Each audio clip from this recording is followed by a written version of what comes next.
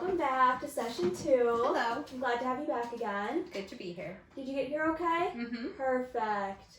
So last session we briefly talked about you feeling stressed and overwhelmed. Mm-hmm. And you did mention how you mostly feel that way because of the distant learning because of COVID. Mm-hmm.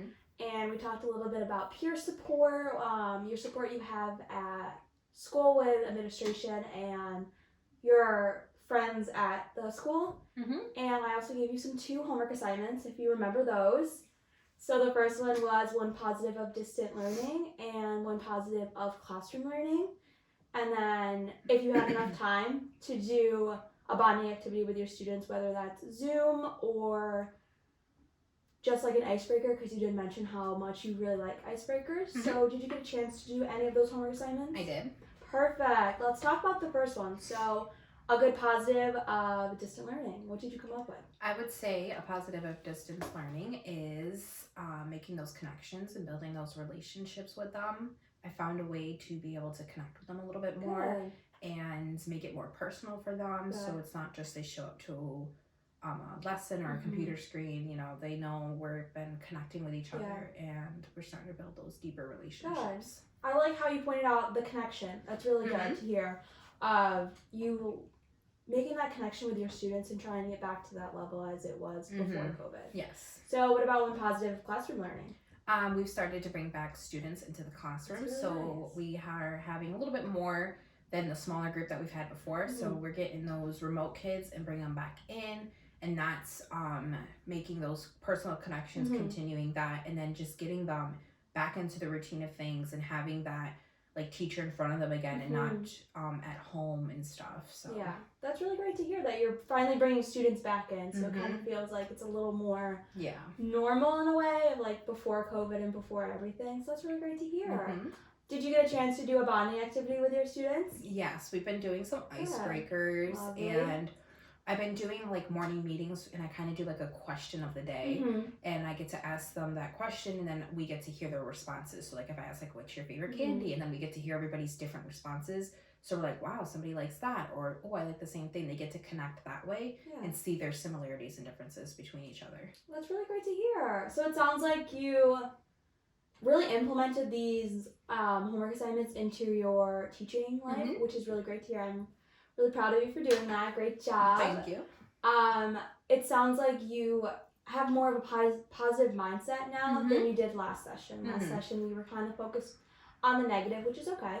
Definitely to focus on the negative, but to also remind ourselves that there are positives of teaching and just regrounding and thinking about, all right, I came up with these positives last time, I can sure come up with these again. So definitely continue with that if you ever feel stressed or overwhelmed to do that.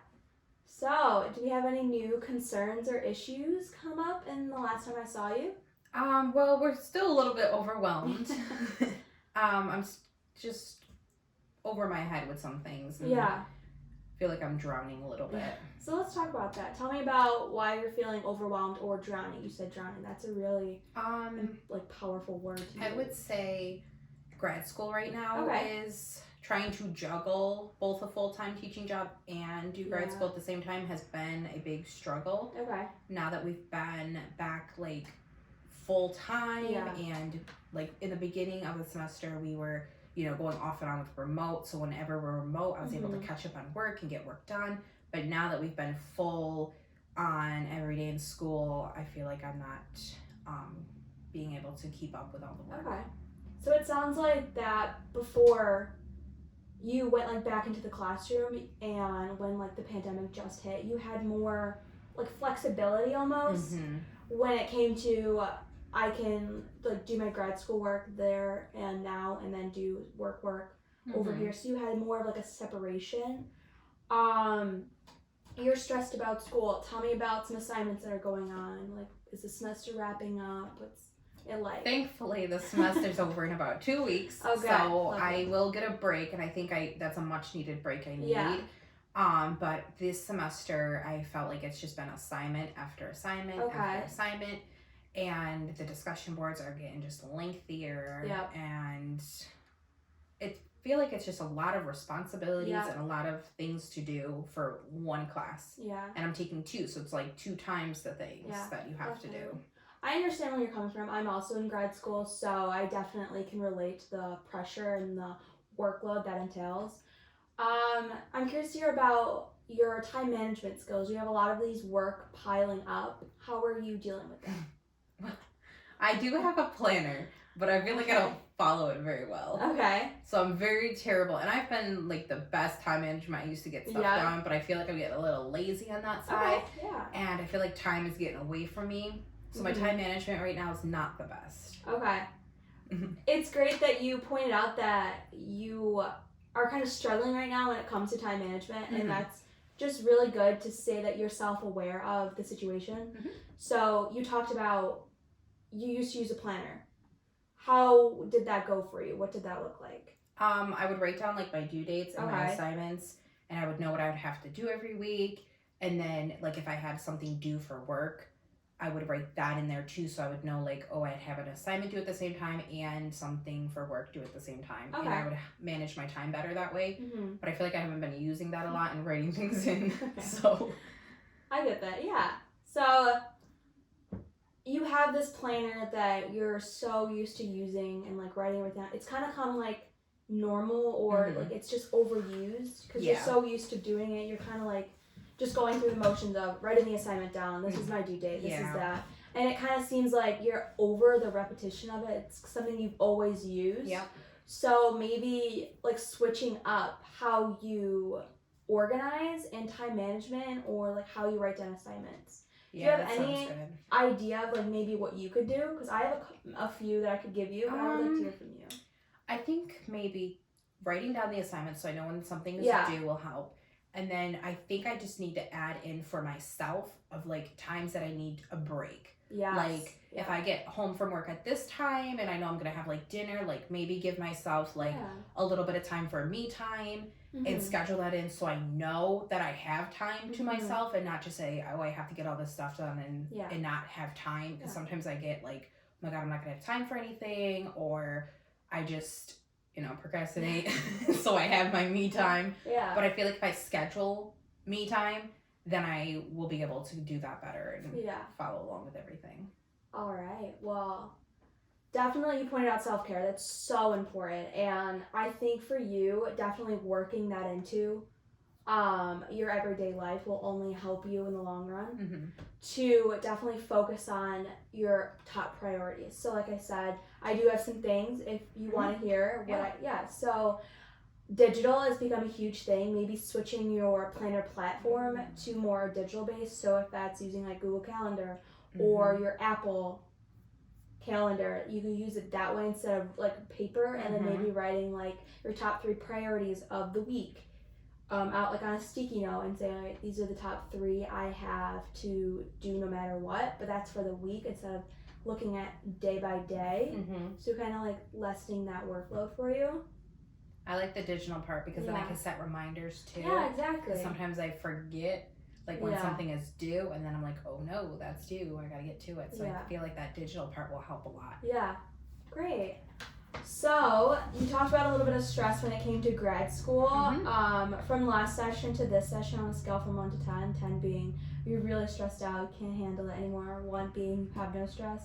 How is that stress level looking right now? It's about 8 or 9. 8 or 9? Okay, that's really high for you being also a full-time teacher and taking grad classes. So I would love to definitely work some more self-care into your like daily life to definitely incorporate that a little bit more. And we talked about like time management, to definitely work on that portion of it, to either if it's switching your planner platform to digital, wherever that works. So briefly you mentioned the feeling of drowning like a few minutes ago. Tell me about that. What does that feel like to you? I think it's just the constant pressure and the constant responsibilities. I mean, I have my responsibilities as a teacher, and then I have my responsibilities as a student, and I feel like they're both so heavy right now and so much on my plate that I just can't get ahead of those responsibilities. Okay. So the feeling of drowning is kind of like what I'm seeing is pressure. Yes. It's not necessarily that you can't catch your breath when it comes to the assignments. You are capable. You are in grad school, so you are able to do the work. It's just that you feel a lot of pressure when it comes to getting the assignment done, doing a great job. Like maybe if you, in undergrad, you had such high expectations of yourself, you've now put that on yourself, and plus with the full-time job, the pressure of that. Is that something that sounds about? Oh, yes. So definitely, I would just take a step back. You are in grad school because you can handle it. You've done it before. You have just exceeded your own expectations of graduating college, getting a job, and going to grad school. You're at that point for a reason, so you can handle it. You are fully capable. It's just working on when to make time for it. So now you have a bigger responsibility in your life of being work. So it's now trying to like split up your time for school, split up your time for work, and make time for self-care. Yes, I agree. So let's talk a little bit about work. Any concerns or stress there? Like I said, with grad school, I just feel like there's a lot of pressure right now with work and just a lot of things due at one time. And it is getting close to the end of the year. Yeah. And I think maybe I'm in that like funk where I'm just looking forward to summer, or just in that, summer mode, ready to go. And I mean, it's been a long draining year anyway because of COVID, and I just am a little bit stressed out about that. Yeah. It sounds like your stress level is kind of like the same as grad school. So you have the same amount of stress when it comes to both. And it kind of sounds like you're exhausted. You're getting just wear down from grad school and work and the end of the summer. So let's talk about some, like, who you can reach out to when it comes to feeling overwhelmed or feeling like you can't balance everything in your life. Definitely, I go to my own team at the school. Good. I mean, we're really close. We've gotten a lot closer this year, and I just feel like we can just talk about something, and then it starts a whole conversation, and they all chime in, and we're basically all feeling the same thing right now. So it's good to hear like I'm not the only one, because sometimes I feel like, am I the only one that's huge, drowning or feeling this pressure, and then that makes me feel like maybe I'm not doing something right. But when I hear it from somebody else, I'm like, okay, I'm not the only one that's feeling like this, and I hear their side and their views of things. So we've definitely leaned on each other a lot this year. That's really great to hear.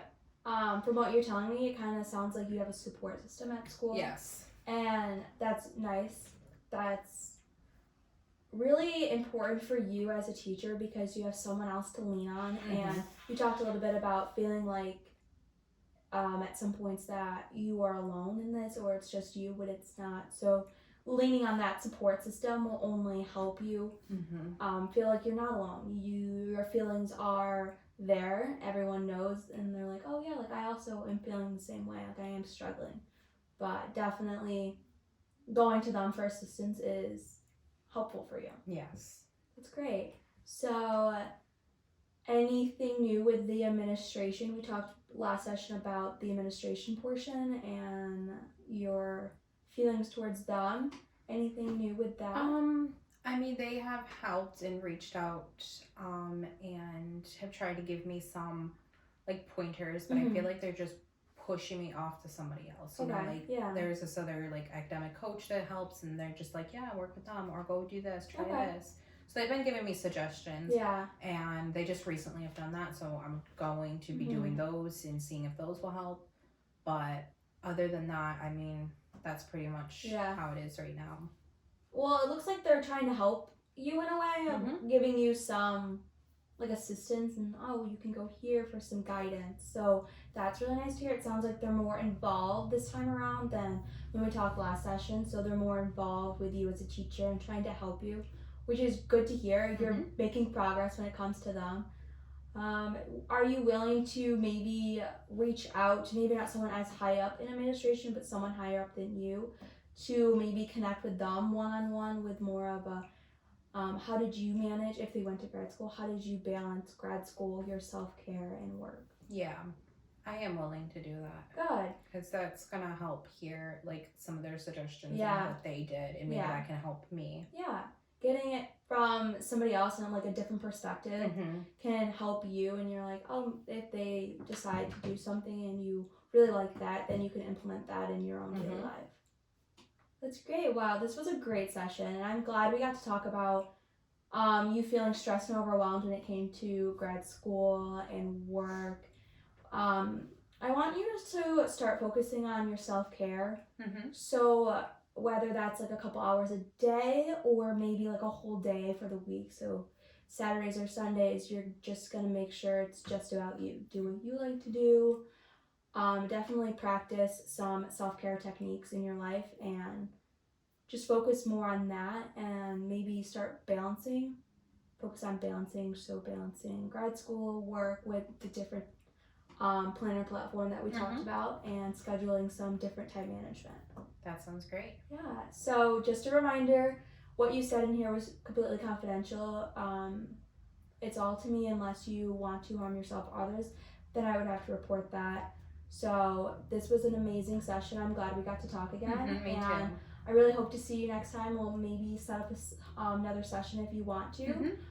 Definitely reach out if you have any concerns, and we'll provide you with any hotline support if you do need it. But I think you're going to be fully capable of doing some self-care on your own, and you're very strong. I could see that. So work on some self-care and do what you want to do. Thank you. Yeah, thanks for coming along. Thank you for having me. Yeah, bye. Bye.